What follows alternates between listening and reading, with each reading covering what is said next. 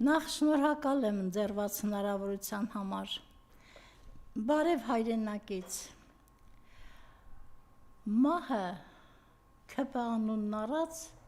սավառնում է Հայաստանի երկնքում, հայոց երկնակամարում, անընդհատ մահվան ձայն, անընդհատ վթար, անընդհատ զոհեր։ Սրանք ոչ մեկը պատահական չեն, ժողովուրդ, քանի այս թուրքական յաթաղանը ՔՊ անունով մեր գլխին ճոճվում է, մահը մեզնից ձեռք չի քաշելու, հասկացիր ժողովուրդ։ Ես ՔՊ-ն տանել չեմ կարող, ինչ ճիշտն է ճիշտ է, որտև այս տարիների ընթացքում արդեն 9-րդ տարին ենք մտել, ես դրանց մեջ մարդկային ոչ մի կերպար չտեսա, մարդկային են էլ հայի ոգի հոգի չտեսա, դե եթե հայի կերպարանք ունենան, ես ի նկատի ունեմ ոչ թե արտաքին էֆեկտները, այլ ընդհանուր հայի կերպարը։ Եթե սրանց մեջ հայկականություն լիներ, այսքան զուլում մեր գլխին չեր գա։ Մեր ժողովուրդը մեկ էլ Սուլթան Համիդին է զուլում անունը տվել, ասում են Արյունոտ Սուլթան կամ Զուլում Սուլթան։ Հիմա Արյունոտ թուրքի լամուկ կամ Զուլում թուրքի լամուկ։ Ես մտածում եմ, թե շրթունքներս կարող են կպչել, եթե ես հանկարծ սրա ազգանունով դիմեմ։ Նա այդ բոլորին արժանի չէ։ Հիմա այդ ՔՊ-ից կարկառուն դեմքերից մեկը, որ լավ բանսարկու է, լավ զրպարտել գիտե, դա Կոնջորյան Հայկ էնել անունով։ Գետինը մտնես, ափսոս չէ այդ անունը, որ դրել են քեզ վրա։ Ծնողներդ երբ քո ծնվելիս Հայկ են կոչել, երևի թե խեղճ մարդիկ մտածում էին, որ իրենց օջախում պիտի զարկանա, հասունանա, տղամարդ դառնա հայկազուն մեկը։ Չգիտեին երևի, որ պիտի դառնա ընդամենը ՔՊ-ի ոտնաքաշ։ Կոնջորյան, դու տեղյակ չես եղել քո եղբոր անցուդարձից, նրա անելիքներից։ Էս ինչ եք դարձել, այ բորենիներ, ձեզ ափսոս է շուն անվանելը, որտեղ շունը հավատարիմ կենդանի է, ինչ որտեղ խելացի կենդանի է, այ բորենիներ, այ դիակ կրծող բորենիներ, դուք նույնիսկ այնքան այլանդակ դուրս եկաք ձեր ամբողջ ՔՊ-ով, որ ձեր նախարարը մեր զոհված զինվորների աճումները տարիներով պահեցին նկուղներում, սառնարաններում, կարտոֆիլների պարկերի մեջ ու ոչ մեկը դրա համար ոչ ամաչեցիք, ոչ պատասխան տվեցիք։ Ես այսուհետև ամեն մի անգամ հիշեցնելու եմ ժողովուրդ քեզ, որովհետև դու շատ շուտ ես մոռանում բոլոր անցուդարձերը։ Չպիտի մոռանալ, չի կարելի։ Կոնջորյան, դու եղբորդ հետ համահունչ, համահավասար պիտի պատասխան տաս, որովհետև անհնարին է նույն ընտանիքում, նույն կուսակցության անդամներ, իրար եք բսկտում, իրար եք հոշոտում, ինչի համար, փողի, այ մամոնայի ստրուկներ, այ անգրագետ հիմարներ, դուք որ չափսոսեցիք Արցախը, դուք որ չեք ափսոսում մեր դրախտավայր Հայաստանը, ինչու պիտի ափսոսակ, ինչ որ ՔՊ-ականների։ Այդ ծեծուջարդ տվողը նույնպես ձեզնից է, ձեզ նման բորենի, չեք կարողացել կիսել ավարը։ Դուք եկել եք իբր պայքարելու կոռուպցիայի դեմ, կաշառակերության դեմ, ավել պակաս ապազգային երևույթների դեմ, դուք մեր ազգը ապականեցիք ձեր գոյությամբ, ապականեցիք մեր լույս հայրենիքի օդն ու ջուրը, դուք պակասեցրել եք մեր կյանքի միջին տևողությունը, որովհետև ձեզ նման ղեկավար ունենալը նշանակում է օրվա մեջ 24 ժամ լինել ներվային ստրեսների մեջ, իսկ դա իհարկե կյանքը կարճացնում է, հաստատ։ Կոնջորյան, քթիցդ կգա քո և քո եղբոր։ Հիմա ուզում եմ խոսքը վերաբերել են ղրերի կատվին։ Էդ ինչ մի համես կերպարանք է ստացել։ Դու չես ղրերի կատու խոսում, որ բռնությունների, թե Նիկոլը տղամարդ է դարձել ու հանկարծ համարձակվում է քեզ վրա ձայն բարձրացնել, այդ որ բռնության մասին ես խոսում, այդ դատախազ հավ, բայց եթե ղրերի կատվի բողոքն էլ դու չես լսում ու վարույթ չես նախաձեռնում, էլ ինչի համար ես փող ստանում, նախաձեռնել է, հա, դե որովհետև ղրերի կատուն է հեղինակը, իհարկե կնախաձեռնի, այդ խո որդեկորույս մայրերը չեն, այդ խո ամուսիններից զրկված կանայք չեն, որ ոչինչ չձեռնարկի, դրանք այն կանայք չեն, որոնց զավակները եռաբլուրում հանգչում են, իսկ մայրերին մեր շուն ու շանգալ ոստիկանները քարշ էին տալիս ոտքերից ու ձեռքերից բռնած, թքեմ ես ձեզ ձեր երեսին, ձեզ ոստիկան անվանողի երեսին, ձեր ղեկավարի հետ միասին, են ժամանակ ով էր սրանից առաջ են տղամարդեր է իբր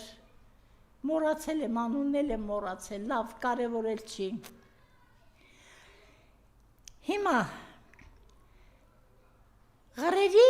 կատու, դու մեր երկրի երկրորդ կողն ես, առաջինը քո կողակիցն է, երբ եթերում ես լսում եմ, ասում են ամուսինը, կինը, ընտանիքը, ես խանգարվում եմ հաստատ, դուք եթերում հայտարարում եք, որ գրանցված չեք, որ ամուսիններ չեք, ամուսնության և ընտանեկան օրենսգրքում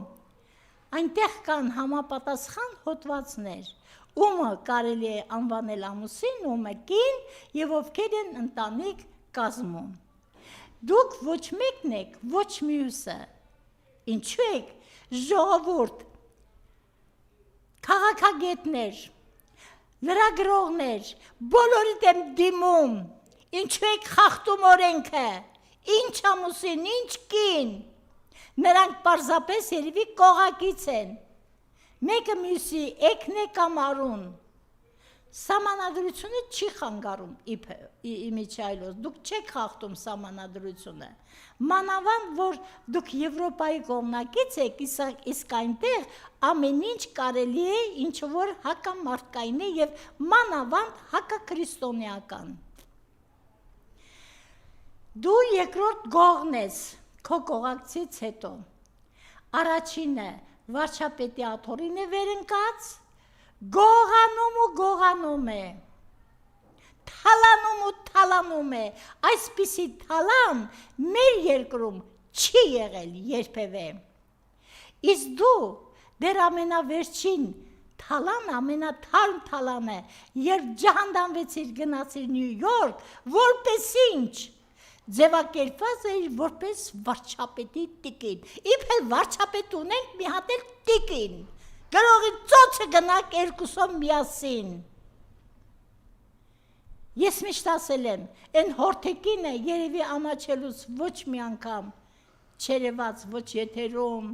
ոչ փողոցներում, ոչ որևէ տեղ, երևի ամաչում էր հորթ ամուսնու համար։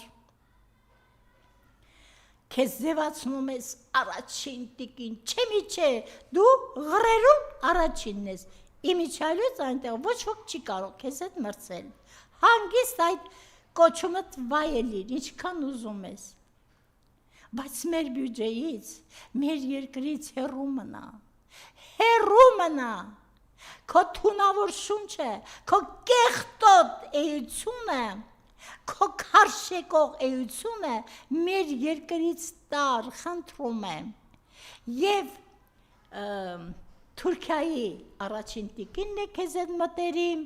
և Ադրբեջանի առաջին տիկինն է քեզ հետ մտերիմ, գնա նրանց հետ քարշ արի, էլի, ինչ գործ ունես մեր երկրի հետ։ Այսօր վարչապետի աթոռին զմռսված այդ թուրքի լամուկը լրագրողների հետ հարցազրույց է անցկացնում։ Մնացել էր, որ ՔՊ-ի վարչությունում քննարկեն, թե ԵԱՏՄ-ն կա, թե չկա, այ ողորմելի, ինչքան ես քարշ գալու դու Պուտինի հետևից, չես տեսնում, որ նույնիսկ չի շնորհավորում, որովհետև քեզ մարդու տեղ չի դնում, հետո էլ ասում ես, եթե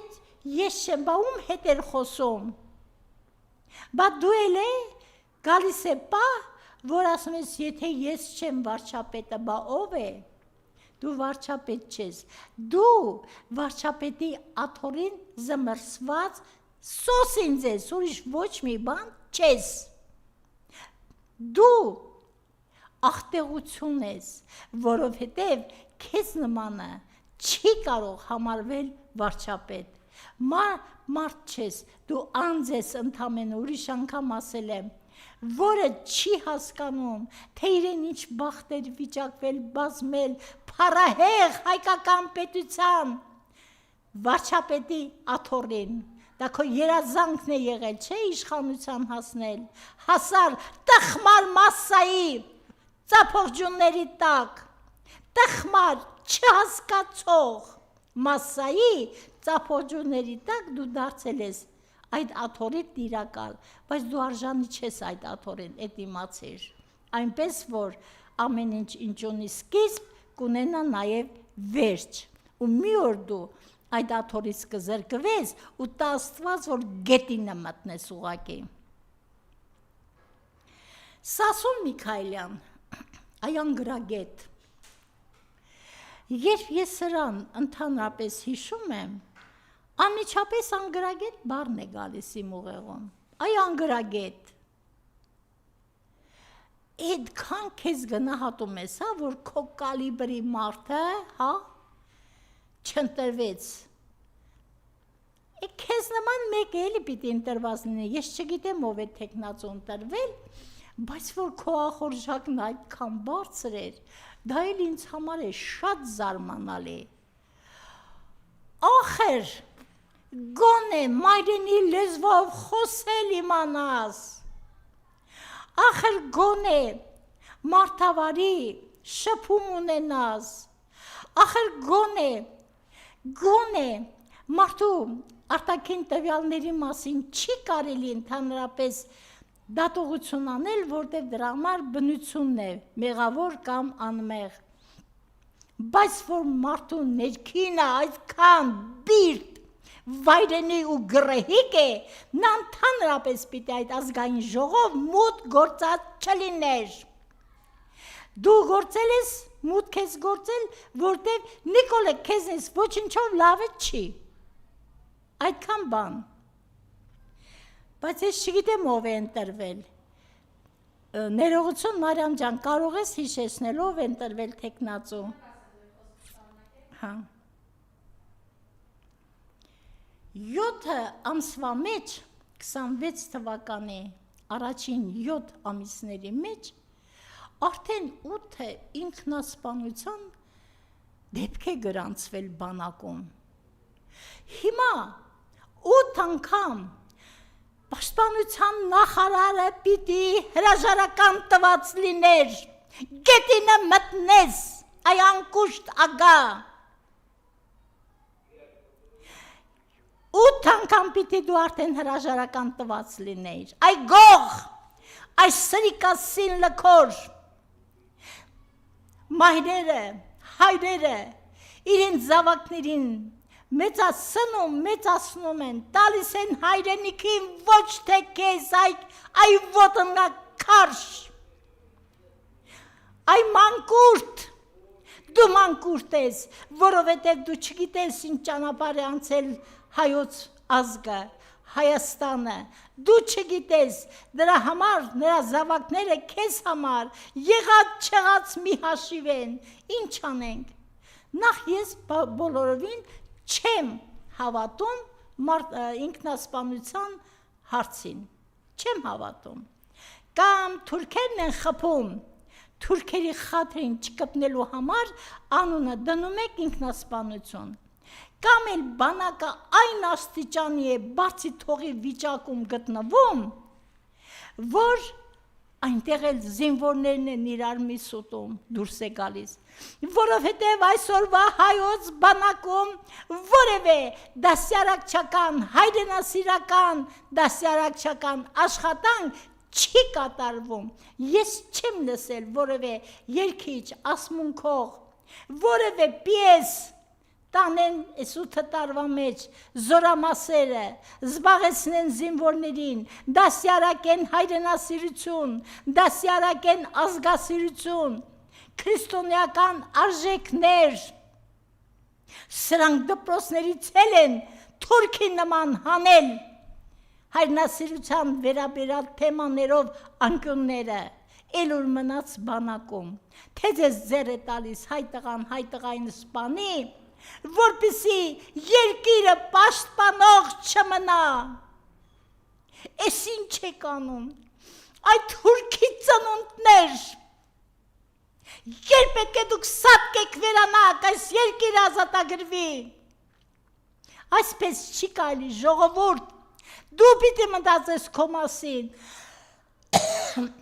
ներողություն, դու պիտի մտածես մաքուր պահելու այն հողը, որի վրա ոտք ես դնում, մաքուր պահելու այն օդն ու ջուրը, որը շնչում ես և խմում, հացդ մի հարամի,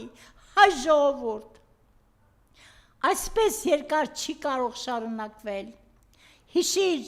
առաջին իսկ ընդդիմության կանչի ժամանակ բոլորս մի մարդու նման պարտավոր ենք հայտնվել փողոցում, որտեղ մեր երկիրը փրկել է պետք, փրկել, ազատագրել է հարկավոր։